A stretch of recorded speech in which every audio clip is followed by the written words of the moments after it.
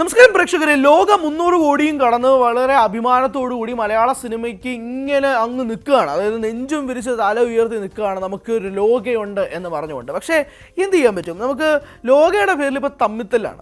മറ്റ് ഇൻഡസ്ട്രികളുടെ മുന്നിൽ വളരെ അഭിമാന പുരസ്സരം നമുക്ക് നിൽക്കാൻ സാധിക്കുമെങ്കിൽ പോലും സ്വന്തം ഇൻഡസ്ട്രിയിൽ അതൊന്ന് ആഘോഷിക്കാൻ എല്ലാവരും കൂടി ഒറ്റക്കെട്ടായിട്ട് നിൽക്കാനൊന്നും ഇപ്പം നടക്കുന്ന പരിപാടിയായിട്ട് മാറുന്നില്ല. ഇതിലെല്ലാം പ്രധാനപ്പെട്ട ഒരു കാര്യമായി നിൽക്കുന്നത് തിയേറ്റർ എന്ന സിനിമയുടെ പ്രൊമോഷനുമായി ബന്ധപ്പെട്ട് റിമ കല്ലിങ്ങിൽ നൽകിയ ചില അഭിമുഖങ്ങളാണ്. അപ്പോൾ അതിനകത്ത് റിമ പറയുന്നൊരു കാര്യം, ലോകയ്ക്ക് നിൽക്കാനൊരു സ്പേസ് ഒരുക്കി കൊടുത്തത് ഞങ്ങളാണ് എന്നുള്ളതാണ്. അതായത് കൃത്യമായ വാചകങ്ങൾ റിമ ഉദ്ദേശിക്കുന്നത് ഇങ്ങനെയാണ്: അവരിൽ നിന്നും, ആ ടീമിൽ നിന്നും ക്രെഡിറ്റ് എടുക്കാനൊന്നുമല്ല ഞാൻ പറയുന്നത്, അത് അവരുടെ മാത്രം വിജയം കൂടിയാണ്. പക്ഷേ ലോക പോലൊരു സിനിമയ്ക്ക് ഇവിടെ ക്രിയേറ്റ് ചെയ്യാൻ ഒരു സ്പേസ് ഒരുക്കി കൊടുത്തതിൻ്റെ ഒരു പ്രധാനപ്പെട്ട ആളുകൾ ഞങ്ങളാണ്. ഞങ്ങളെന്ന് ഉദ്ദേശിക്കുന്നത് റിമ ഉൾപ്പെടെയുള്ള WCC അംഗങ്ങൾ എന്നത് തന്നെയാണ് റിമ ഉദ്ദേശിക്കുന്നത്. പക്ഷേ ഇത് പലപ്പോഴായി വളച്ചൊടിക്കപ്പെടുന്നുണ്ട്. ഇത് ലോകം ഉണ്ടായത് ഞങ്ങൾ കാരണമാണ് എന്നൊക്കെയുള്ള തലക്കെട്ടുകൾ പലപ്പോഴായി കണ്ടു. അതൊക്കെ തെറ്റായ തലക്കെട്ടുകളാണ്. റിമോ പറയുന്നത് അങ്ങനൊരു സ്പേസ് ഒരുക്കി കൊടുത്തത് ഞങ്ങളാണ് എന്നുള്ളതാണ് റിമ ഉദ്ദേശിക്കുന്ന ഒരു പ്രധാനപ്പെട്ട കാര്യം എന്ന് പറയുന്നത്. എന്തായാലും റിമയുടെ ഈ ഒരു പ്രസ്താവന അങ്ങനെ സമൂഹ മാധ്യമങ്ങളിൽ വളരെയധികം വൈറലായിട്ട് മാറുന്ന ഒരു സ്ഥിതിവിശേഷമൊക്കെ ഉണ്ടായി. അപ്പോൾ അവിടെ വരുമ്പോഴാണ് ഇതിന് വേറൊരു തലത്തിലേക്ക്, വേറൊരു ആംഗിളിലേക്ക് മാറുന്നത്. ഇത് റിമയ്ക്കെതിരെ സംസാരിക്കുന്നത് സാധാരണ പ്രേക്ഷകർ മാത്രമല്ല, റിമയ്ക്കെതിരെ സംസാരിക്കുന്നവരിൽ സിനിമാക്കാരുമുണ്ട് എന്നുള്ളതാണ്. ഇതിനകത്ത് വിജയ് ബാബു എന്ന നിർമ്മാതാവും നടനും റിമയ്ക്കെതിരെ 2 ദിവസങ്ങൾക്ക് മുമ്പ് ഈ ഒരു പ്രസ്താവനയ്ക്ക് ശേഷം ഒരു പോസ്റ്റ് ഇട്ടിരുന്നു. ആ പോസ്റ്റ് ഞാൻ വായിക്കാം. Thank God no one is taking the space giving credit for movies like Vaishali, Unniyarcha, Kadathanattumakkam, Kallichellamma, Avalude Ravukal, Adaminte Variyal, Neelathamara, Panchagni, Ente Sooryaputhrikku, Akashadoothu, independence, Elsamma Nankutty, Nandanam, Chinthavishtayaya Shyamala, Achuvinte Amma, Kalimannu, how old are you and the very own 22FK. Malayalam has always given the best women-centric movies. When times changed and when our industry reached greater heights with the introduction of OTT adding newer audience, we have started making the content to global standards. Simple and straight. Only and full credit to team Wayfarer and Loka for finding the space and doing it എന്നുള്ളതാണ്. അതായത് ആ space കണ്ടെത്തിയത് വേഫെയറും ലോകയും തന്നെയാണ്.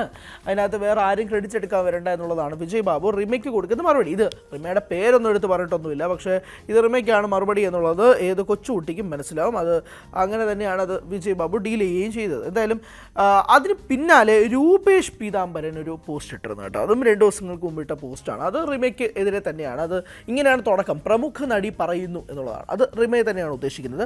പ്രമുഖ നടി പറയുന്നു അവരുടെ സംഘത്തിൻ്റെ പരിശ്രമം കൊണ്ടാണ് ഈ സ്ത്രീ കേന്ദ്രീകൃത സിനിമ ഒരു വൻ വിജയം നേടിയതെന്ന്. മറ്റൊരു പ്രമുഖ നിർമ്മാതാവ് പറയുന്നു ഈ സിനിമയുടെ വിജയം പൂർണ്ണമായി ഇതിൻ്റെ നിർമ്മാതാവിനാണെന്ന്. മീഡിയകളെല്ലാം പറയുന്നു ഈ സ്ത്രീ കേന്ദ്രീകൃത സിനിമ കോടികളുടെ ക്ലബിലെത്തിയത് നായികയുടെ വിജയമാണെന്ന്. എല്ലാം ശരി, അതെല്ലാം നമുക്ക് അംഗീകരിക്കാം.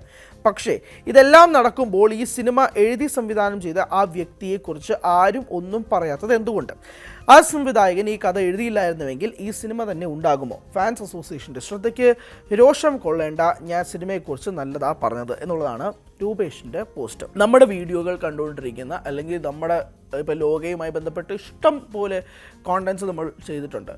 ഇത് കാണുന്ന എല്ലാ പ്രേക്ഷകർക്കും മനസ്സിലാവും, എല്ലാ കോണ്ടന്റിലും നമ്മൾ പറയുന്ന ഒരു പേരാണ് ഡൊമിനിക് അരുൺ എന്ന സംവിധായകൻ. ഇപ്പം ശാന്തിയുടെ പേര് പല കമൻസിലും പറയാൻ വിട്ടുപോകുന്നുണ്ട്. പക്ഷേ സംവിധായകൻ, എഴുത്തുകാരനായ ഡൊമിനിക് അരുണിൻ്റെ പേര് എപ്പോഴും, എല്ലായ്പ്പോഴും നമ്മൾ കോട്ട് ചെയ്യാറുണ്ട്. നമ്മൾ ജനങ്ങളിലേക്ക് എത്തിക്കുന്ന സമയത്ത് നമ്മൾ എപ്പോഴും പറയുന്നൊരു പേരാണ് ഡൊമിനിക് അരുൺ. ഇപ്പോൾ പ്രധാനപ്പെട്ട മീഡിയകൾ, അതുകൊണ്ട് മാത്രമാണ് മീഡിയകളെല്ലാം പറയുന്നു സ്ത്രീ കേന്ദ്രീകൃത സിനിമയുടെ കോടികൾ ക്ലബിലെത്തിയത് നായികയുടെ വിജയമാണ്. ഉറപ്പായിട്ടും കല്യാണിയുടെ പേര് സംസാരിക്കപ്പെടും എന്ന കാര്യത്തിൽ തർക്കമൊന്നുമില്ല. പക്ഷെ അതോടൊപ്പം ഡൊമിനിക് അരുൺ എന്ന് ഞാൻ എല്ലായ്പ്പോഴും ആവർത്തിക്കാറുമുണ്ട്. അത് വേറൊരു തലത്തിലേക്ക് തന്നെയാണ് പ്രേക്ഷകർ എപ്പോഴും അത് ഡൊമിനിക് അരുണിൻ്റെ പേര് ഉറപ്പായിട്ടും ഇപ്പോൾ കണ്ടന്റ് ഫോളോ ചെയ്യുന്നവരുണ്ടെങ്കിൽ അത് കേട്ടിട്ടുണ്ടാകും. എന്തായാലും രൂപേഷ് പീതാംബരൻ്റെ പോസ്റ്റും കൂടെ വന്നതോടുകൂടി ഇതൊരു തർക്കമായി മാറുകയാണ്. ഇതൊരു ഇൻഡസ്ട്രിക്കുള്ളിലൊരു അടിയായി മാറുകയാണ്.